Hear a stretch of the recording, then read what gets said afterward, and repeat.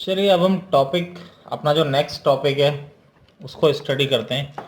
तो next topic जो हमारा होता है वो है ग्राफ ऑफ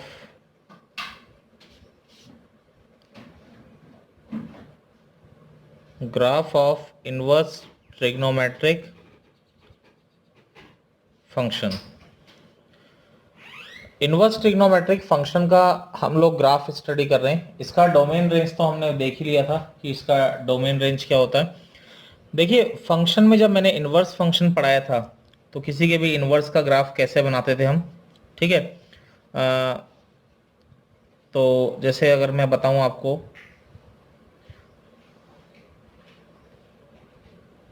ये लाइन हमारी, अगर ये y is equal to x line है, अगर y is equal to f x function इस तरह से होता था, ये अगर y is equal to f x है, तो हमेशा हम क्या करते थे, y इक्वल टू एक्स के रेस्पेक्ट में इसकी क्या बनाते थे, मिरर इमेज। यानी इसको मिरर मान लिया तो इसकी जो इमेज आएगी वो इमेज कैसी आ जाएगी, आपकी इस तरफ आ जाएगी। यानी ये किसका ग्राफ होता था, ये होता था y is equal to f inverse x का ग्राफ हो जाता था, ठीक है। अब देखिए यहाँ पे अगर ऐसी पोजीशन है तो ऐसा, अगर मान लीजिए ऐसी पोजीशन है,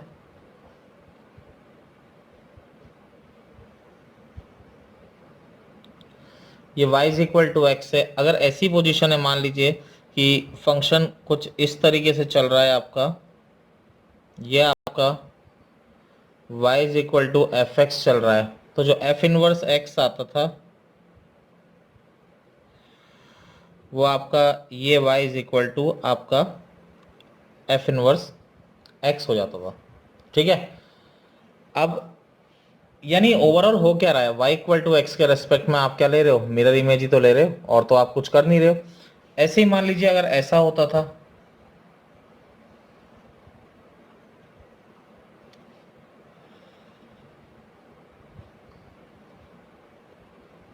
y इक्वल टू एक्स, ठीक है, तो इसकी जो इमेज होती थी हमारी, जैसे मान लीजिए y equal to f x function ऐसा है, ये y is equal to f x है, तो जो मिरर इमेज आती थी वो कैसी आती थी,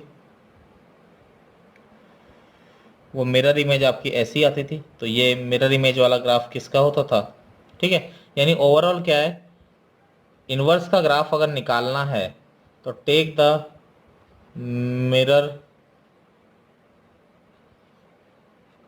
mirror image of y is equal to f x with respect to y is equal to x line. यानी एफ एक्स की इमेज अगर आप y equal to x line के रेस्पेक्ट में ले लो तो आपको हमेशा क्या मिल जाता है, उसके इनवर्स का ग्राफ डायरेक्टली आपको वहां पर हर बार मिल जाएगा, ठीक है ना। तो ये प्लान होता है हमारा किसी भी इनवर्स का ग्राफ बनाने का, ठीक है। तो अब देखिए आगे अगर हम लोग बात करें किसी के भी इनवर्स का ग्राफ बनाने का प्लान, तो हमारे सामने तैयार है ही। अब एक एक करके सबके ग्राफ हम लोग बनाते हैं, ठीक है।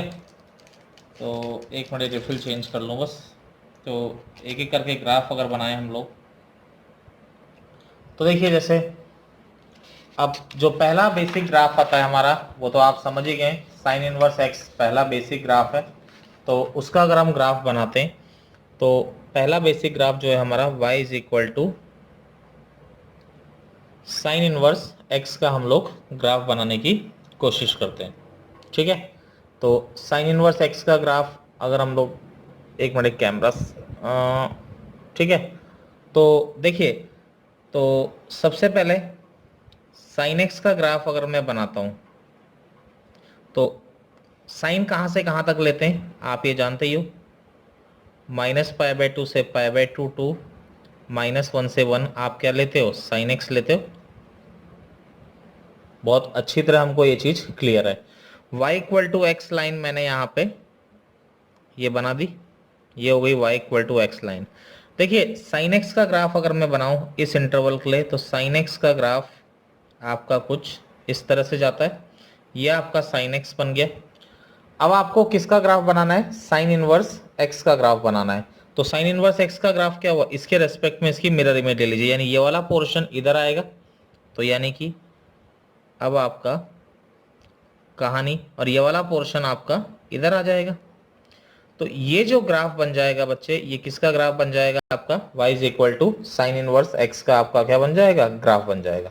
ठीक है, अब देखिए यहां पर अगर हम लोग बात करें तो केवल साइन इनवर्स x का अगर मैं ग्राफ आपके सामने बना देता हूं, तो साइन इनवर्स x का जो ग्राफ होता है वो ग्राफ आपके सामने ऐसा हो जाता है। ठीक है, डोमेन आप जानते ही हैं, डोमेन -1 से 1, रेंज, रेंज यानी रेंज कहाँ से कहाँ तक होती है, -π/2 से π/2 तक आपकी रेंज होती है। ठीक है, और x इक्वल टू 1 पे π/2 आता है, तो ये आ गया 1 पे π/2 आ रहा है।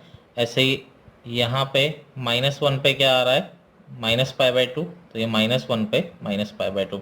ये आपका किसका ग्राफ आ गया बेटा, साइन इनवर्स x का ग्राफ आपका आसानी से हमने बना दिया।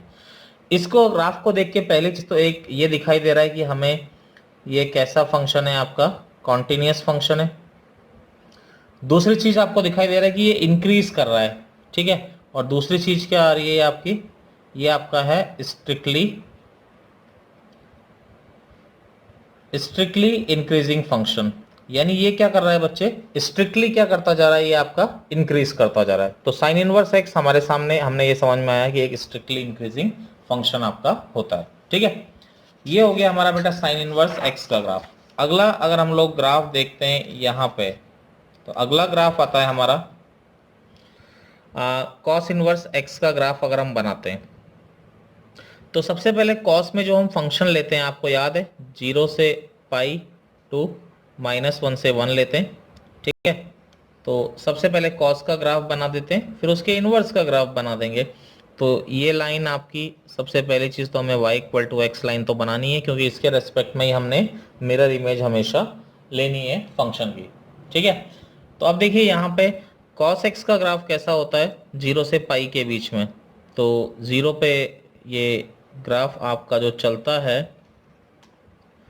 वो इस तरह से चलता है। cos x का जो ग्राफ आ जाता है आपका, वो इस तरीके से आपका आ जाता है 0 से पाई के बीच में। अब क्या करना है, इसके रेस्पेक्ट में क्या बनानी है, मिरर इमेज। तो मिरर इमेज बनाओगे तो ये अगर मिरर है तो ये वाला पोर्शन ऊपर दिखाई देगा और ये जो छोटा वाला पोर्शन है ये नीचे दिखाई देगा। यही तो होगा, दोबारा समझा रहा हूँ, ये जो पोर्शन है ये मिरर है, ये लाइन आपकी मिरर है।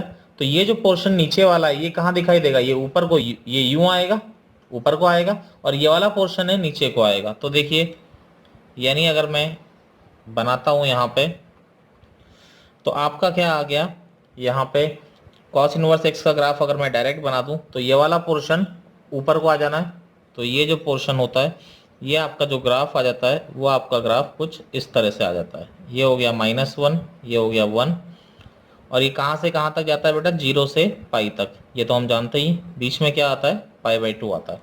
ठीक है, तो इसकी रेंज आपकी 0 से पाई आ रही है, और -1 पे क्या ले रहा है ये आपका पाई, तो ये -1, पाई आ गया। तो यानी यहाँ पर हमें दिखाई दे रहा है कि सबसे पहली चीज़ तो कॉन्टिन्यूस फंक्शन है। पहली चीज़ जो हमारे समझ में आया कॉन्टिन्यूस है। दूसरी चीज़ जो हमारे समझ में आ रहा है कि ये जो है आपका स्ट्रिक्टली डिक्रीजिंग फंक्शन है। कैसा फंक्शन आ रहा है बच्चे, स्ट्रिक्टली डिक्रीजिंग फंक्शन। ये कॉस इनवर्स का ग्राफ आपका आ गया है, ये वाला। ठीक है, चलिए अगला ग्राफ अगर हम लोग बनाते हैं यहाँ पे, तो अगला ग्राफ आता है हमारा बच्चे टेन इनवर्स एक्स का। ठीक है, तो अगला ग्राफ अगर हम बनाते हैं y is equal to tan inverse x का, तो टेन इनवर्स एक्स में बच्चे आप कहाँ से कहाँ तक लेते हो, आप लोगों को याद होगा, हम पोर्शन लेते हैं -π/2 से π/2 टू r। -π/2 से π/2 लेते हैं क्योंकि इसमें फंक्शन क्या होता है, 1/1/2 आपका हो जाता है। ठीक है, तो अगर इधर ग्राफ बनाते हैं हम लोग इसका -π/2 से π/2 टू r, तो देखो ये π/2, इधर -π/2, ये आ गई बच्चे। ये एक लाइन तो आपको पता ही है, ये लाइन होती है y equal to x line. ठीक है, -π/2 से π/2 में 10x का जो ग्राफ चलता है, ठीक है, वो किस तरह से चलता है बच्चे, वो ग्राफ आपका इस तरह से चलता है। ये आपका किसका ग्राफ होता है, ये होता है आपका y is equal to 10x का ग्राफ। अब इसी की मिरर इमेज बनानी है बच्चे, तो ये पोर्शन किधर आएगा, इधर।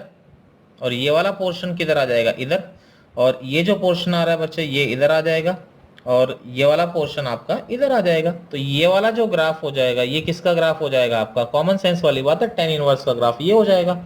ठीक है, तो अब यहां पर अगर हम लोग, मैं डायरेक्ट tan इनवर्स का ही ग्राफ बना देता हूं। तो tan इनवर्स का ग्राफ बनाया बच्चे, तो ये हो गया y इज इक्वल टू π/2 और ये हो गया y इज इक्वल टू -π/2। तो ये वाला ग्राफ tan इनवर्स का है, तो tan इनवर्स का ग्राफ हमारा कुछ इस तरह से आ गया। ठीक है, ये कभी π/2 लेगा नहीं क्योंकि इसकी रेंज जो होती है वो π/2 को टच नहीं करती है। ठीक है, तो यहां पर एक तो ये दिखाई दे रहा है कि ये कैसा फंक्शन है,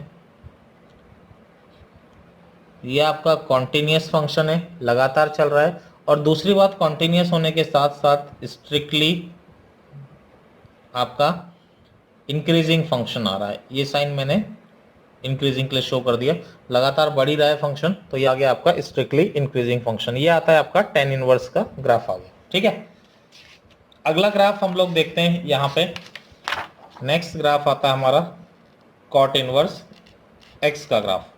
ठीक है, तो cot इनवर्स x का ग्राफ अगर हम देखते हैं तो cot इनवर्स x का कौन सा पोर्शन लेते हैं, आप लोग जानते ही हो, 0 से पाई टू r, क्योंकि इसी में ये 1/1/2 होता है। ठीक है, हम यही पोर्शन लेंगे cot इनवर्स x का।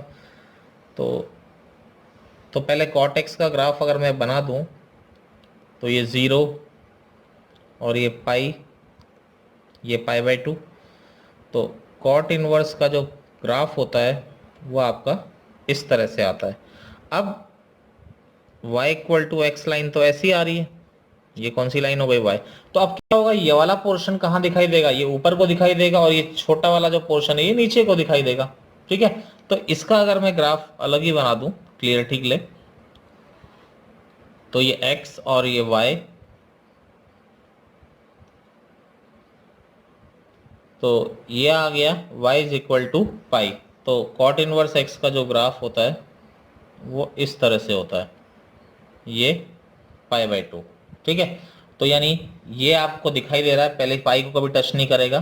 तो पहली चीज़ तो ये हमको पता पड़ रहा है कि ये कैसा फंक्शन है, कॉन्टिन्यूस फंक्शन है। दूसरी चीज़ क्या दिखाई दे रहा है, डिक्रीजिंग। तो दूसरी चीज़ हमें दिखाई दे रहा है स्ट्रिक्टली डिक्रीजिंग फंक्शन। दूसरी चीज हमें सीधा सीधा स्ट्रिक्टली डिक्रीजिंग दिखाई दे रहा है। इसके अलावा बच्चे सेक इनवर्स और कॉसेक इनवर्स के इतने यूज नहीं आते, फिर भी मैंने आपको बनाना तो बता ही दिया, आप लोग खुद उस पर ट्राई करिएगा, अगर आप बना ही लेंगे ऐसी कोई इतनी बड़ी बात नहीं होती। ठीक है ना, तो चलिए आगे नेक्स्ट हम लोग, ये तो मैंने आपको ग्राफ्स आपको सारे बता दिए, इनवर्स ट्रिग्नोमेट्रिक फंक्शन के ग्राफ किस तरीके के होते हैं। ठीक है, अब देखिए जो बेसिक प्रॉब्लम्स है, तो सबसे पहली चीज देखिए कि जैसे ये उल्टी मशीन है, ये तो मैंने आपको बता ही दिया कि ट्रिग्नोमेट्री फंक्शन का जो उल्टा काम करती है वो उसका इनवर्स ट्रिग्नोमेट्री इनवर्स होता है। यहाँ पर क्या होता है, जैसे साइन में आप एंगल अंदर डालते हैं तो बाहर आपका रियल नंबर निकलता है। जैसे आपने यहाँ पे 0 डाला तो आपका 0 बाहर निकला, और कुछ अब यहाँ पर क्या होता है, यहाँ पर आप रियल नंबर डालते हैं, जैसे 1 आपने डाला तो आपका बाहर क्या निकलेगा, π/2, क्योंकि उसका उल्टा काम करना है इसने। यहाँ पर आप 0 रियल नंबर डालेंगे तो वो किस एंगल के रेस्पेक्ट में 0 आ रहा है वो आपको बताएगा। यानी इनवर्स ट्रिग्नोमेट्रिक फंक्शन जो है इसका आउटपुट एक एंगल होता है, यानी ये आपका हमेशा किसको रिप्रेजेंट करता है बच्चे, ये एक एंगल को रिप्रेजेंट करता है। मेरा बताने का मीनिंग आपका सीधा सीधा एक तो ये था। ठीक है, अब देखिए इस पर, ये तो हमारा बेसिक आपका हो ही गया पूरा आपका कि इनवर्स ट्रिग्नोमेट्रिक फंक्शन, पहले लेक्चर में मैंने इनवर्स ट्रिग्नोमेट्रिक फंक्शन डिफाइन किया, दूसरे में मैंने उसके ग्राफ आपके सामने बना दिए। ठीक है, अब देखिए कुछ बेसिक टाइप की जो प्रॉब्लम्स हैं, सबसे पहले मैं उनको बारे में उनको डिस्कस कर लेता हूँ, जो बेसिक प्रॉब्लम्स आती है इसमें। ठीक है, एनसीईआरटी की फर्स्ट एक्सरसाइज में भी उस तरह की प्रॉब्लम्स हैं। जैसे आपके सामने आ गया सॉल्व कॉस इनवर्स -1/2, जैसे ये आ गया।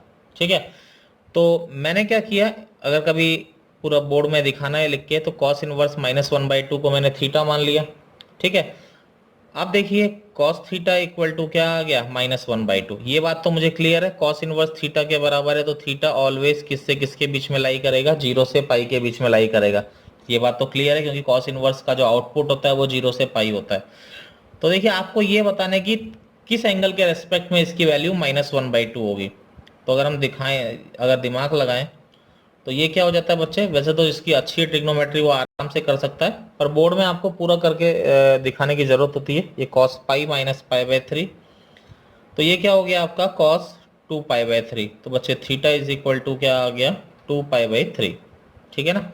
अब जैसे और हम लोग देखते हैं, जैसे मैं आपके सामने बात करूं, cos inverse 1/2 plus tan inverse 1/√3, जैसे इसकी बात करें तो cos इनवर्स 1/2, पता ही है किस एंगल की वैल्यू 1/2 होती है cos में, तो आपको क्या होता है π/3, और किस एंगल की वैल्यू 1/√3 होती है, ये किसकी होती है π/6। तो 2 मिनट में आप निकाल भी सकते हैं। ठीक है, π/3 प्लस π/6 बड़ी आराम से आप कर सकते हो। 3π/6 यानी आपका π/2 क्या हो गया, आंसर हो गया। ठीक है, सीधे सीधे आपका π/2 आंसर आ गया। अब जैसे और अगर हम लोग बात करें इसमें, ठीक है, तो जैसे मैं आपके सामने इसमें बताऊं, तो थोड़ा इसमें अच्छे क्वेश्चंस की तरफ चलते हैं अगर हम लोग। ठीक है, तो जैसे ऐसा आ जाए कि x और y बिलोंग कर रहा है -1 से 0 को। ठीक है, कोई डरने वाली बात नहीं होती, बड़ा आसान सा प्रॉब्लम है। ठीक है, बस थोड़ा हमें डर सा लगता है। x और y बिलोंग कर रहा है -1 से 0 को, और फाइंड